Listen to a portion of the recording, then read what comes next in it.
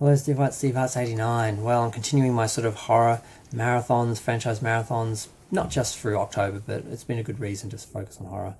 And last night I watched Unfriended 1 and 2, because as far as I know, there's only two of them. And I actually haven't checked. Some of these franchises, there may be new films that I haven't caught on, because I haven't even watched the last ones. I'm so far behind. But I watched the original Unfriended. I thought it was going to be boring. Once I sort of got the concept of it, that basically just watching a computer screen and something happen basically on Skype, I'm like, oh, this is just cheap and bad. But I watched it and it was actually really good. It really drew you in, and because you can only sort of see one sort of part of what's happening, there's a lot of suspense where you don't know what's sort of happening, what people are doing outside of the chat and stuff like that. And it really worked. And there was also a supernatural element where it was actually the ghost of someone who'd been killed by cyberbullying, who was basically getting revenge on the people that had shared the video and caused them to kill themselves.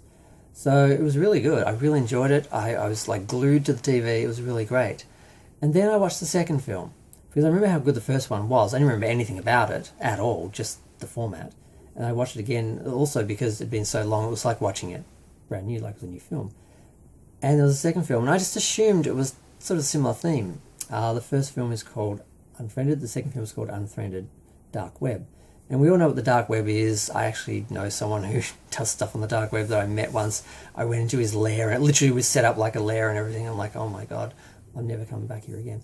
I don't care how much I want that stuff. And this film is all about dark web things. And it seems a little over the top, a little cartoony, and there's no supernatural element. It's all real crime to an extent, where this guy and the ending, I'm still not sure about the ending. It doesn't make sense. I thought they were going in one direction, and then they totally, I don't know if it was a misdirect or if they just changed the story. I just feel like this is just really badly done. Basically, this time it's a guy who buys a laptop. So you actually see the first minute or so is him actually opening up the laptop and actually like setting it up and everything, which is really boring. Like, we don't need to start from here. We could start from him just turning it on one day, like the next day after doing all this. So it's about 10 minutes longer than the first film. So yeah, it turns out he found the laptop. Apparently it was left somewhere, and I think he claimed it after it had been there for a while. I don't think he actually stole it. I don't think he just picked it up from somewhere. I think it was in like lost and found somewhere.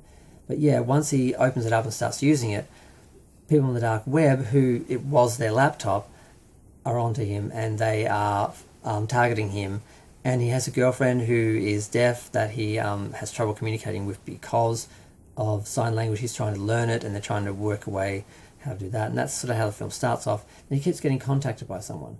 And that someone, at first it appears to be someone who's missing, and then he finds out someone using their account because they have kidnapped and or killed that person. And they discover, because he's got some friends on Skype. I thought one of them was Blair, not Blair, what's her name?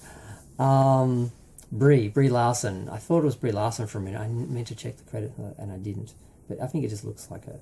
But yeah, so there's like a bunch of people he's talking to, and they realize that they're sort of having someone contact them from the dark web, and that there are all these people, videos of people, because they're connecting to people's videos and just trying to find things through people's cameras and stuff, and there's also videos of people who are being kidnapped or killed, and apparently this is being done based on a game where basically someone will kidnap someone and then put them up for ransom, and then people will pay them to do things to them. So they're freaking out about this, and eventually they come for his girlfriend, and he eventually finds a way to tell his friends, because like, if any of you disconnect, I'm going to kill her. If you tell your friends, I'm going to kill her. So he finds a way to connect to them and talk to them, and they're all in on it, they all try and help him. But eventually it all goes awry, everyone is killed, it's a mess. And it seems for a moment they're actually suggesting that he's actually the one behind it all. And I'm like, oh, so he's the killer? And he set all this up to lure them, but then he's saying that it was all set up to lure him and them out. And then someone in the dark web says, okay, everyone, should we kill this guy? And they vote to kill him, and then a truck runs over him, like on camera. And I'm like, do you not see the truck down the street? Like, what the... It just doesn't make any sense. And there are some things...